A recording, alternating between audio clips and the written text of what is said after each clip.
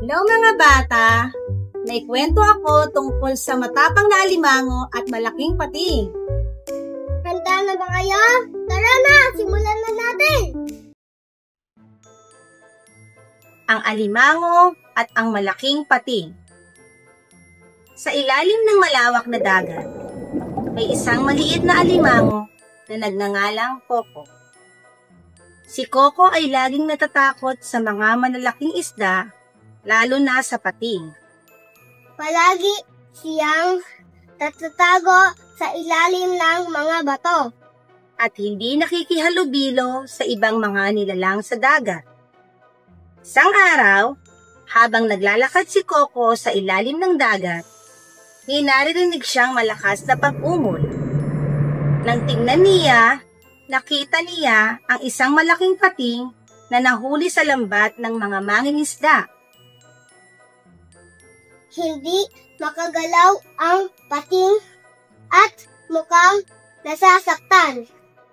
Bagamat natatakot si Coco sa pating, naisip niya na kailangan niyang tumulong. Ginamit niya ang kanyang matatalim na mga kuko para putulin ang lambat. Napakahirap at matigas ang lambat. Kaya maraming beses siyang napagod. Ngunit hindi siya sumuko.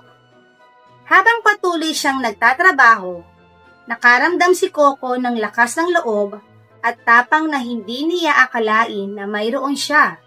Sa wakas, naputol niya ang lambat at nakalaya ang pating.